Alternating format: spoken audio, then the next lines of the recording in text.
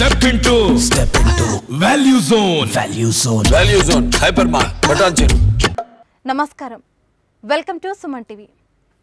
ప్రముఖ జ్యోతిష్యులు పంచాంగకర్త డాక్టర్ శాస్త్రుల కృష్ణమూర్తి సిద్ధాంతి గారు రేవంత్ రెడ్డి జాతకం గురించి వివరించడానికి మనతో పాటు ఉన్నారు. వారిని అడిగి మరిన్ని విషయాలు తెలుసుకుందాం. నమస్కారం గురుగారు. నమస్కారం.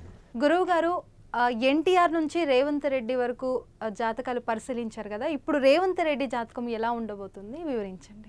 రేవంత్ రెడ్డి గారు 1969లో జన్మించిండు. ఆయన నక్షత్రం చిత్తా నక్షత్రము 3వ పాదము, సప్తమాంశ.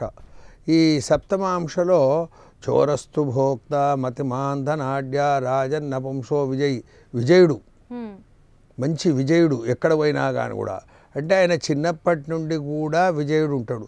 ఈ చిత్తా నక్షత్రానికి అధిపతి ఎవరు అని అంటే కుజుడు. ఈ కుజుడు ఆయనకు ఉచ్చలో ఉన్నాడు, మకర రాశిలో ఉన్నాడు. మకర రాశిలో ఉన్నాడు కాబట్టి శని నీచంలో పడ్డా కానీ కూడా గురువు కన్యలో ఉన్నాడు.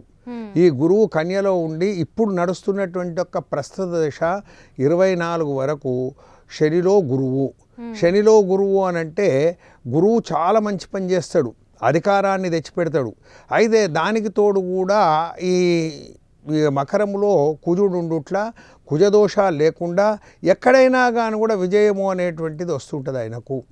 ఈ విజయంలో మరి మాటలు ఉంటాడా అని కనుక అడిగినట్లయితే తప్పకుండా నిలబెట్టుకునేటువంటి యొక్క ప్రయత్నాలు చేస్తుంటారు.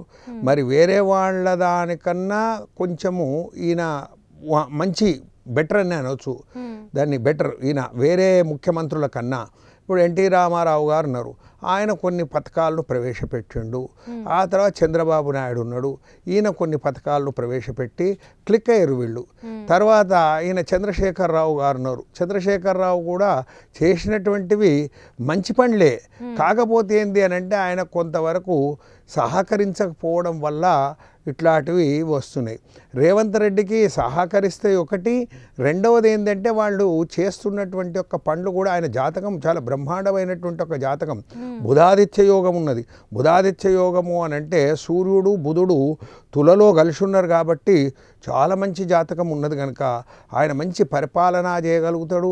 కాకపోతే ఏంటంటే కొన్ని ఒడిదుడుకులు వచ్చి వ్యతిరేకత అనేటువంటిది ఈయన మీద పెరుగుతుంటుంది కనుక ఆ వ్యతిరేకతను కనుక కంట్రోల్ చేసుకున్నట్లయితే, అంటే వాళ్ళకు సంబంధించిన వేరే వాళ్ళు ఎవరైతే విమర్శిస్తుంటారో వాళ్ళని కొంచెం దగ్గరికి తీసుకొని కనుక చంకల కూర్చుండబెట్టుకుంటే తప్పకుండా ఈయనకు పరిపాలనా దక్షత అనేటువంటిది ఉన్నది.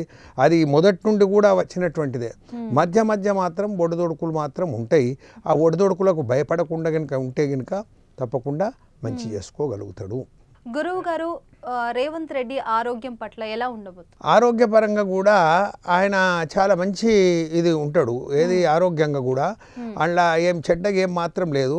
ఎప్పుడో ఒకసారి చిన్న చిన్న కనుక బ్యాక్టీరియాలో ఈ సరిదో దగ్గుపడిషమో లేక జ్వరమో ఇట్లాంటివి వస్తుంటాయి కదా, దానికి పెద్దవి మాత్రం ఆయనకు వ్యాధులు మాత్రం ఏమి లేవు, రాలేదు, రావు కూడా అట్లాంటివి పెద్దవి. గురువు గారు, రేవంత్ రెడ్డి చరిత్రలో నిలిచిపోయే పనులు చేస్తారా? చేస్తాడు, తప్పకుండా చేస్తాడు. ఈయన కూడా ఇప్పుడు వేరే ముఖ్యమంత్రులు ప్రవేశపెట్టినట్టుగా కొన్ని ఈ 6 సూత్రాలది ఏదైతుందో, ఈ 6 పాయింట్స్ ఏవైతున్నాయో ఈ 6 పాయింట్స్ను మొట్టమొదలు అమలు చేసేటువంటి ఒక ప్రయత్నం చేస్తాడు. అది పెట్టిన సోనియా గాంధీ అయినప్పటికీ కూడా ఇక్కడ రాష్ట్ర పరిపాలన ఈయన చేస్తున్నాడు కాబట్టి ఆ కీర్తి అనేటువంటిది ఈయనకే దక్కుతుంది. కీర్తి అంటే ఆ పేరు ఈయనకే, ముఖ్యమంత్రికే వస్తుంది, అది దేశం మొత్తానికి రాదు. కనుక ఆయన చేసేటువంటి యొక్క పనులు చిరస్థాయిగా ఉంటాయి అని చెప్పి ఘంటాపదంగా చెప్పొచ్చు. గురువు గారు, రేవంత్ రెడ్డి జాతకం గురించి చాలా చక్కగా వివరించారు. ధన్యవాదాలు. నమస్కారం.